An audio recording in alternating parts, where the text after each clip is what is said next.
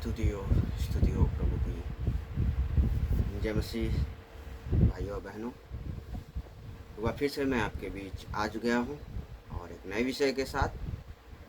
जैसा कि मैंने आपसे कहा है, मैं दिन प्रतिदिन प्रभु के वचनों के साथ अलग अलग विषयों के साथ आपसे बातचीत करूँगा, क्योंकि मत्ती रचित सुसमाचार उसके 28 और 16 से 20 तक हमें यही आज्ञा मिली है कि जगत के कोने कोने तक उसके सुसमाचार को फैलाओ, लोगों को सुनाओ, बताओ, उन्हें सिखाओ। मुझे बहुत खुशी मिलती है प्रियो कि आप लोग से मैं इस मकसद के द्वारा कि आपको वचन बताना है, समझाना है, तो मैं प्रभु के वचन के द्वारा आपसे बातचीत करता हूँ, मुलाकात करता हूँ इस YouTube के माध्यम से। मुझे बहुत खुशी होती है और मुझे अच्छा लगता है कि आप इसे सुनते हैं, समझते हैं और अपनी प्रतिक्रिया देते हैं। ये बहुत अच्छी बात है, मुझे ताकत देती है ये, क्योंकि YouTube मेरा कोई अर्निंग का या कमाई का आधार या जरिया नहीं है, बल्कि मेरे प्रभु के द्वारा दिए गए आदेश का पालन है। तो मैं आशा करता हूँ आप इस अंत तक इस वीडियो को देखेंगे और इस पर अपनी प्रतिक्रिया देंगे। अगर आप चैनल पे नए हैं तो उसे सब्सक्राइब करें और उसे शेयर करें। तो आइए हम अब वचन में चलते हैं। जैसा कि हम बताते हैं कि हम दिन प्रतिदिन अलग अलग वीडियो में अलग अलग विषयों के साथ आपसे बातचीत करते हैं। तो प्रियो, आज का जो विषय होगा वो है प्रार्थना। प्रार्थना हम करते तो हैं, लेकिन तरीका कैसा होना चाहिए जो हमारे प्रभु को भाता है, उस पर हम विशेष ध्यान देंगे। क्योंकि पिछले वीडियो में हमने बात करी थी मांगो तो तुम्हें दिया जाएगा, और मांगने का सही तरीका हमने बात करी थी। उससे पहले भी कई विषयों पे मैं बात कर चुका हूँ। आप उस पुराने वीडियो में जाएं, हमारे लिंक को खोलें, देखें। तो आज मैं प्रार्थना के ऊपर बात करूँगा, क्योंकि आजकल की प्रार्थनाएं बड़ी अजीब तरीके से हो गई। हम प्रभु के पास बैठते हैं, एक एक दो दो घंटे बैठते हैं, प्रार्थना करते हैं, लेकिन हम कैसे प्रार्थना करते हैं और कैसे करना है, इसको हमें देखना है।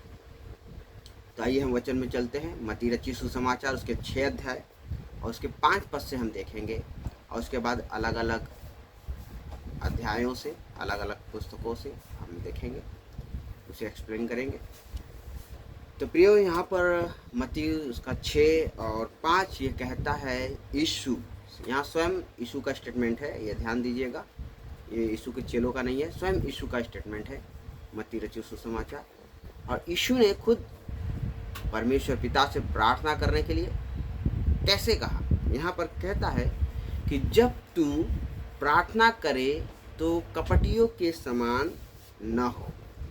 कपटी, कपटी यानी हृदय में जिसके कपट हो, छल हो, प्रार्थना कर रहा है लेकिन किसी का नुकसान सोच रहा है, किसी से नफरत उसके दिमाग में चल रहा है, लालच चल रहा है। प्रिय, इस चीज़ को उसने मना कर। तो उसने कहा कि प्रार्थना, जब तू प्रार्थना करो तो कपटियों के समान मत करो। और आगे क्या कहा, क्योंकि लोगों को दिखाने के लिए आराधनालयों में और सड़कों के मोड़ों पर खड़े होकर प्रार्थना करना उनको अच्छा लगता है। क्यों? एक वो व्यक्ति कपटी लोग हो गए। दूसरा ये कौन है? ये वो लोग हैं जो आराधनालयों में या सड़कों के मोड़ों पे या जगह जगह, कहीं भी आप यहाँ पर लिखा है तो आप कहीं भी समझ सकते हैं। यहाँ पर क्या कह रहे हैं कि यहाँ पर लोगों को दिखाने के लिए प्रार्थना करते हैं। ये लोगों को दिखाने के लिए, क्योंकि उनको अच्छा लगता है, उनको ऐसा लगता है कि प्रभु ने एक कमांड दी है, अच्छा लगता है। लेकिन प्रियो, सचमुच क्या यीशु को ये अच्छा लगता है? यीशु ने इसके प्रार्थना के प्रति क्या सहमति जताई है? हम इसके देखें। मैं तुमसे सच कहता हूँ कि वे अपना प्रतिफल पा चुके हैं। प्रभु कहता है मैं तुमसे सच कहता हूँ कि वे अपना प्रतिफल पा चुके हैं। परंतु जब तू प्रार्थना करे तो अपनी कोठरी में जा, गुप्त जगह जा, कोठरी में जा, गुप्त जगह जा, जहाँ लोगों का आवाजाही ना हो, बहुत कम हो। तो यहाँ कहता है कि जो रोड पे आराधनालय में खड़े होकर प्रार्थना करते हैं वो अपना प्रतिफल पा चुके हैं। लेकिन मैं तुमसे कहता हूँ, सच कहता हूँ, मैं तुमसे सच कहता हूँ। और यहाँ पर लिखता है कि परंतु जब तू प्रार्थना करे तो अपने कोठरी में जा, और क्या कहता है, और द्वार बंद करके अपने पिता से, देखिए यीशु कह रहा है, अपना द्वार बंद करके अपने पिता से, यानी स्वर्गीय पिता से, परमेश्वर से जो गुप्त में है, वो गुप्त में है, वो सर्वव्यापी है, सर्वत्र विराजमान है। लेकिन वो यहाँ पर कहता है कि यीशु कि जो गुप्त में है प्रार्थना कर, प्रार्थना कर। और फिर कहता है क्या कि तब तेरा पिता जो गुप्त में देखता है तुझे प्रतिफल देगा। Hallelujah, praise the Lord. परमेश्वर की महिमा हो, उसकी स्तुति हो।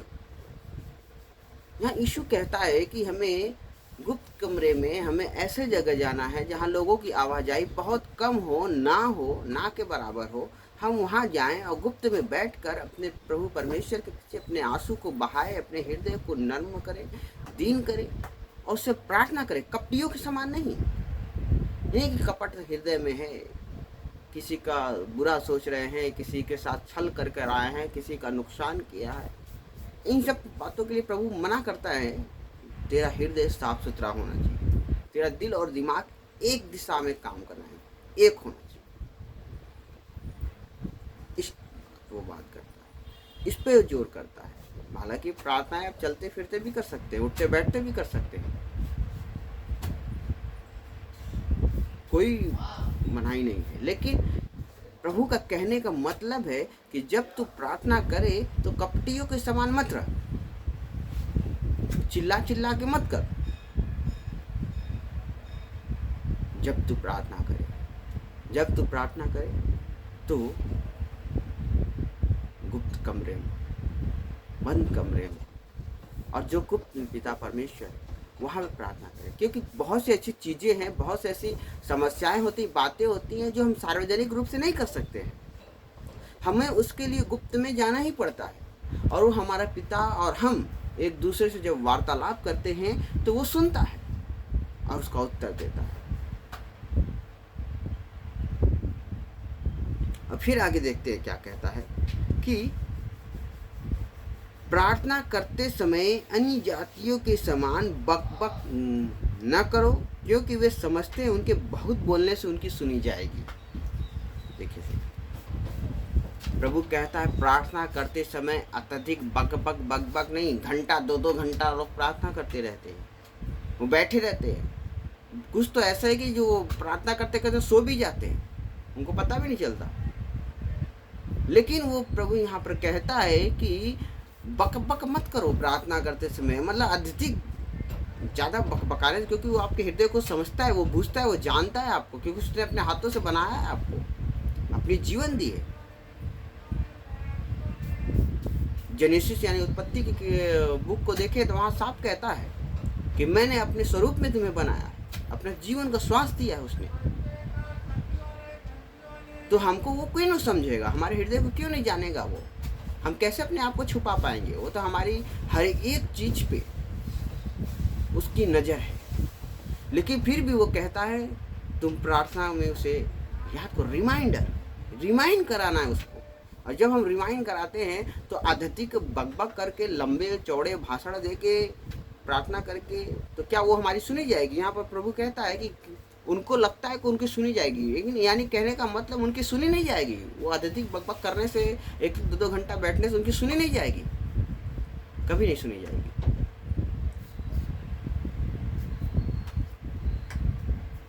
और 8 पद में कहता है, इसलिए तुम उनके समान न बनो, क्योंकि तुम्हारा पिता तुम्हारे मांगने से पहले जानता है कि तुम्हें क्या आवश्यकता है। Yes Lord, hallelujah. कितनी उम्दा बात है, कितनी अच्छी चीज़ प्रभु बताता है। क्योंकि हमें अत्यधिक बकबक नहीं करना है, हमें कपटियों के समान नहीं रहना है, हमें चौक चौराहे पर खड़े होकर हल्ला गुल्ला नहीं करना है। हमें एकांत में गुप्त मानी, मतलब गुप्त का मतलब एकांत हो गया। हम एकांत में अपने कमरे में हो सकते हैं, किसी जगह पे हो सकते हैं, कहीं भी हो सकते हैं।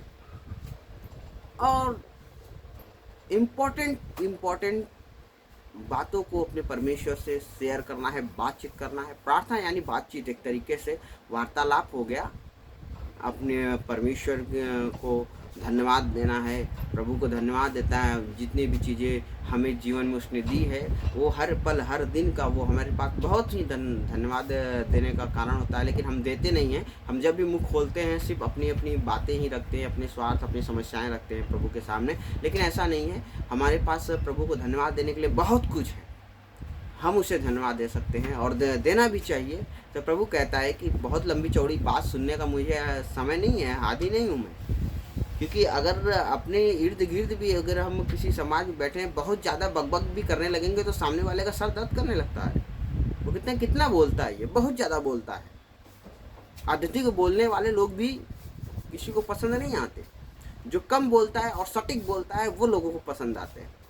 तो प्रियो, हमें प्रभु ऐसे ही चाहता है, हम कम बोले और सही चीज़ बोले तो प्रभु उसको सुनता है। लेकिन अत्यधिक बकबक करने से प्रभु मना करता है कि उन लोगों के समान हमें नहीं बनना है, उन लोगों के समान नहीं बनना है, बल्कि हमें कैसा बनना है। क्योंकि हमारा स्वर्गीय पिता सब कुछ जानता है।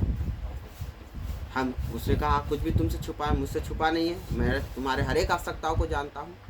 लेकिन तुम मांगो, तुम प्रार्थना करो, कपटियों के समान नहीं, बकबक मत करो।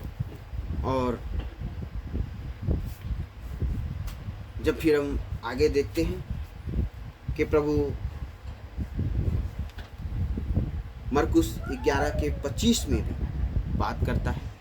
यहाँ पर मरकुस रचित सुसमाचार में यहाँ पर क्या कहता है कि और जब कभी तुम खड़े होकर प्रार्थना करते हो तो यदि तुम्हारे मन में किसी के प्रति कोई विरोध हो तो क्षमा करो।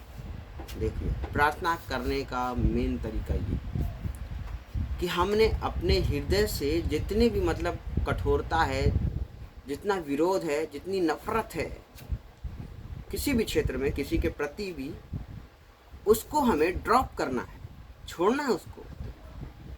यहाँ पर कहता छोड़ना है उसको। और क्या कहता है यहाँ पर फिर आगे कि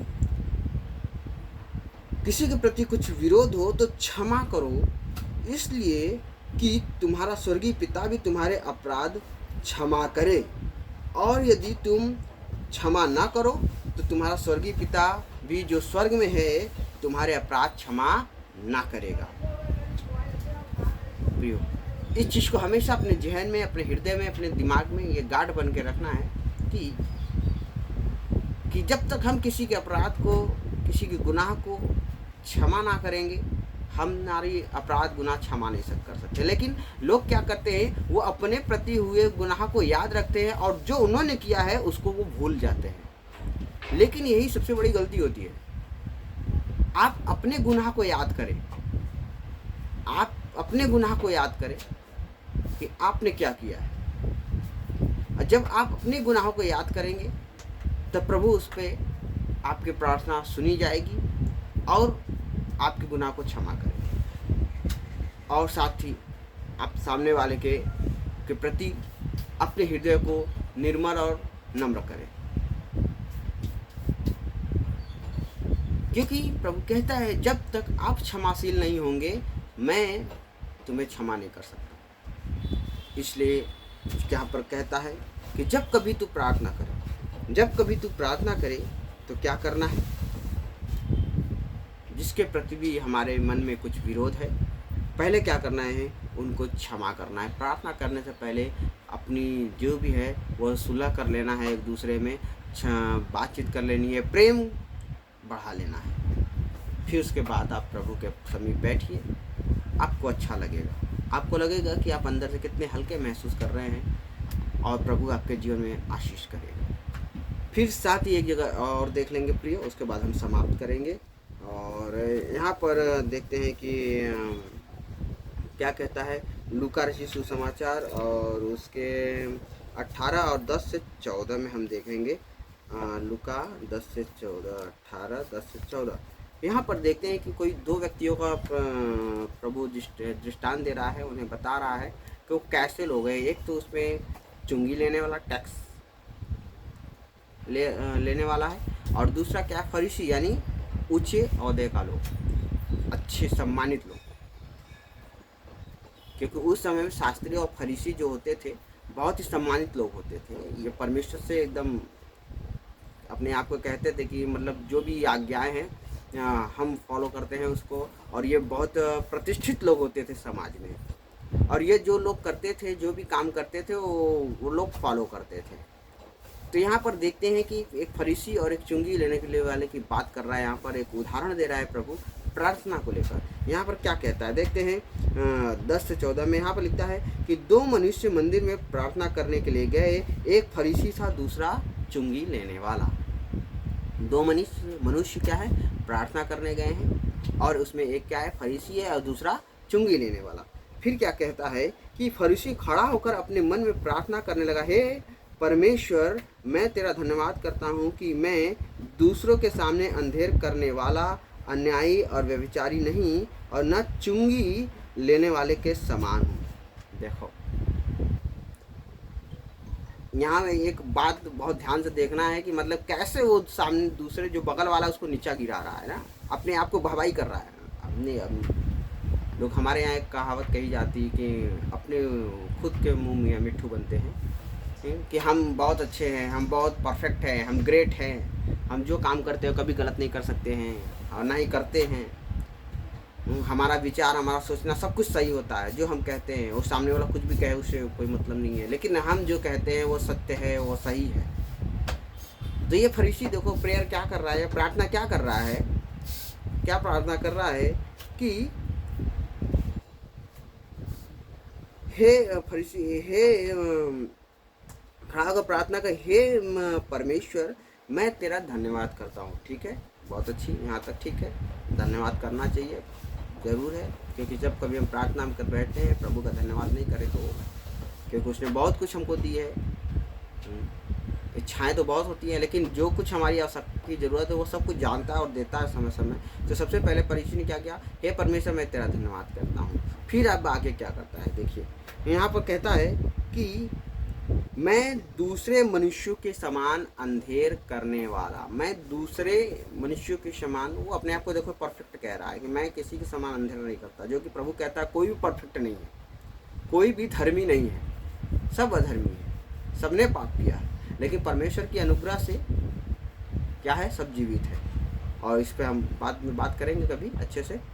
तो यहाँ पर कहते हैं कि क्या, कि मैं दूसरों के समान अंधेर करने वाला नहीं, और ना ही अन्यायी हूँ, न व्यभिचारी, न इस चुंगी लेने वाले के समान हूँ। डायरेक्ट उसको टारगेट किया, जो क्योंकि मंदिर में प्रार्थना करने दो व्यक्ति गए हैं। पहला कौन है, फरीसी है जो प्रतिष्ठित आदमी है समाज का, और दूसरा कौन है, चुंगी लेने वाला, टैक्स लेने वाला। और क्या कहता है कि मैं इस, ना तो मैं व्यभिचारी हूँ, ना तो मैंने किसी पे अंधेर किया है, ना ही मैं अन्यायी हूँ, और साथ ही कहता है मैं इस, जो मेरे साइड में खड़ा है, तो दो व्यक्ति है ना वहाँ पर, इस चुंगी लेने वाले के समान हूँ, ना ही मैं इस चुंगी लेने के वाले के समान हूँ।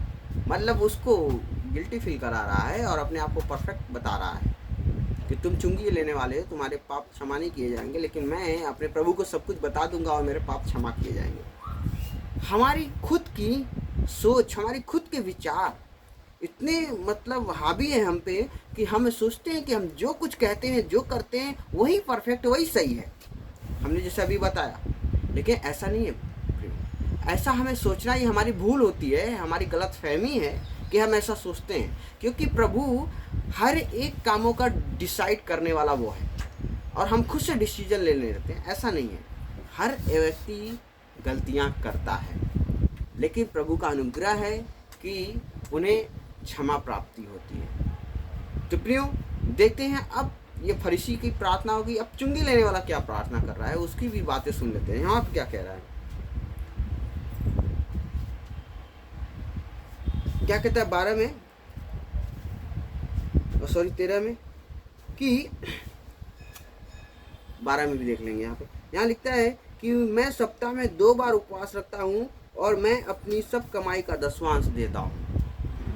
इतना प्रतिष्ठित आदमी है, प्रभु को सब कुछ गिना दिया, अपना जितना भी काम है सब गिना रहा है। मैं क्या सप्ताह में 2 बार उपवास रखता हूँ, मैं 10वांश देता हूँ, मैं ये करता हूँ, मैं वो करता हूँ। मेरी प्रार्थना तो सुननी ही पड़ेगी, तुम्हें सुनी जानी चाहिए। ये उस फरीसी, वो प्रतिष्ठित आदमी का एक सारा बात है जो प्रभु से बता रहा है। लेकिन अपनी गलतियों, अपने अपराधों के लिए उसने कुछ भी नहीं कहा प्रभु से कि मैंने कभी गलती करी है, मुझसे गलती हुई है, मैं किसी के प्रति अपराध कर रखा हूँ। वो सब नहीं, उसको अपनी सही चीज़ें याद हैं और वो प्रभु से बता रहा है बस। लेकिन ये प्रार्थना नहीं हुई, ये तो आपने सब कुछ कह दिया, उसको बता दिया, बस इतना ही है और कुछ है नहीं इसमें। लेकिन चुंगी लेने वाला क्या कहता है, परंतु चुंगी लेने वाले ने दूर खड़े होकर स्वर्ग की ओर आंखें उठाना भी न चाहा। मतलब इतना अपने आप को नम्र और दीन किया वो चुंगी वाला, अपने आप को अपराधी समझता है, पापी समझता है प्रभु के सामने। वो स्वर्ग की तरफ आंख भी नहीं उठाना चाहा, ऊपर की तरफ उसने देखा भी नहीं और दूर खड़ा है। फरीसी से डिस्टेंस से काफ़ी मेंटेन करके रखा हुआ है उसने, दूर खड़ा है। और फिर क्या कहा, वरन अपनी छाती पीट कर कहा, हे परमेश्वर मुझ पापी पर दया कर। हालेलुया। जब आप अपने आप को गिराते हैं, अपने आप को नम्र और दीन करते हैं, अपने पापों से मन फिराते हैं, तो जरूर प्रभु उस पर रिप्लाई देता है। और फिर क्या देखते हैं कि 14 में, कि मैं तुमसे कहता हूँ कि वह दूसरा नहीं परंतु यही मनुष्य धर्मी ठहराया जाकर अपने घर गया, क्योंकि जो कोई अपने आप को बड़ा बनाएगा वह छोटा किया जाएगा और जो अपने आप को छोटा बनाएगा वह बड़ा किया जाएगा। हालेलुया। प्रभु की स्तुति। देखिए, मैंने कहा था ना कि आप अपने आप को बड़ा करेंगे। फरीसी क्या कर रहा है, फरीसी यही काम कर रहा है, वो प्रार्थना नहीं कर रहा है, बल्कि वो बता रहा है मैं 10वांश देता हूँ, मैं 2 हफ्ता में 2 बार उपवास रखता हूँ, मैं विचार नहीं करता, मैं किसी के प्रति कोई बुरा व्यवहार नहीं करता। और साथ ही साथ ये जो व्यक्ति चुंगी लेने वाला है, मैं इसके भी जैसा नहीं हूँ। मेरी प्रार्थनाएं सुनो, मुझे और आशीष करो, मुझे फलवंत करो, डजंट मैटर, ये कोई मतलब नहीं। प्रार्थना तो चुंगी लेने वाले ने करी थी, वो तो सिर्फ बातचीत किया, उसने बस अपनी कहानी बक करके अपने आप को बड़ा बताया, वो अपने आप को बड़ा किया प्रभु के सामने, हम बहुत बड़े हैं। लेकिन मेन प्रार्थना तो चुंगी लेने वाले ने करी। चुंगी लेने वाले ने क्या प्रार्थना करी, देखा आपने कि ना तो स्वर्ग ऊपर की तरफ आंख भी नहीं उठाया उसने, नीचे सर झुकाकर अपनी छाती पीट कर प्रभु से कहता है कि मुझ पापी पे दया कर, मैंने पाप किया है। और प्रभु यहाँ पर कहता है कि वो पहला व्यक्ति, दूसरा व्यक्ति, यानी वो फरीसी नहीं धर्मी ठहराया गया, बल्कि ये धर्मी ठहराया गया, क्योंकि इसने अपने अपराधों के प्रति अपने मन को फिराया है। एक धर्मी ठहराया गया है, इसको धर्मी कहते हैं, और ये धर्मी ठहराया गया है।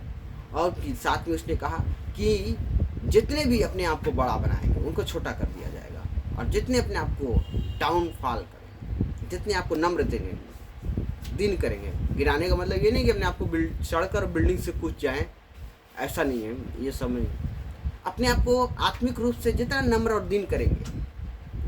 ठीक है, मैंने की है, कोई ना कोई गलती जरूर करी होगी, चाहे जानबूझ के करी है, चाहे अनजाने में किया है, जरूर गलतियां हर एक से होती है, दिन प्रतिदिन वो हर एक गलती करते रहते हैं, लेकिन प्रभु का अनुग्रह होता है कि हमें क्षमा मिलती है। जो चुंगी वाले वहाँ पर यहाँ पर देखते हैं पूरे विषयों में अपने कि कैसे फरीसी अपने आप को बड़ा बनाता है, कैसे चुंगी वाले ने अपने आप को छोटा बनाया और यीशु ने चुंगी लेने वाले को ही धर्मी ठहराया है।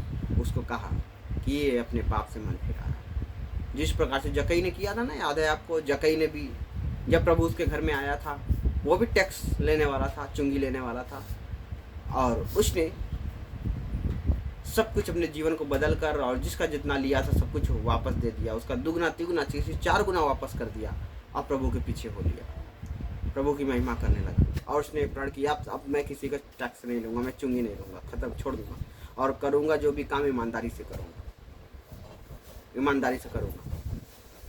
और वही काम इस चुंगी लेने वाले ने यहाँ पे करा कि अपनी गलतियों को माना है। अगर गलती तरीके से किसी का टैक्स लिया है, किसी का वसूला है, तो उसने माना है और प्रभु इससे खुश हुआ। फरीसी से नहीं खुश हुआ, उसने कहा वो दूसरा जो है वो धर्मी नहीं ठहराया गया, बल्कि ये धर्मी ठहराया गया, क्योंकि इसने अपने पापों से अपना मन फिराया, अंगीकार किया। तो प्रभु इस वचन के द्वारा आप सभी को आशीष करें और जीवन में याद रखना है कि हमारी प्रार्थनाएं बहुत लंबी चौड़ी नहीं होनी चाहिए। बहुत लंबी चौड़ी प्रार्थनाएं प्रभु को पसंद नहीं है, शॉर्ट प्रार्थना होना चाहिए, और जो सटीक है वो बात होनी चाहिए, एकांत में होनी चाहिए।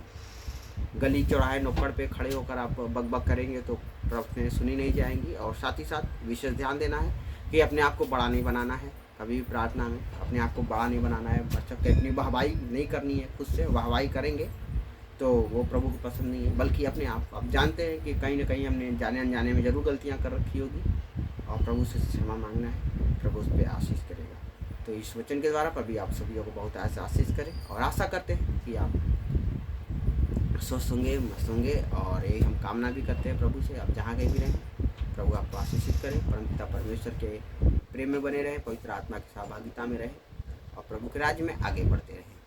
मिलते हैं फिर दूसरे वीडियो में एक नए विषय के साथ। तब तक के लिए जय मसीह, प्रेज़ द लॉर्ड।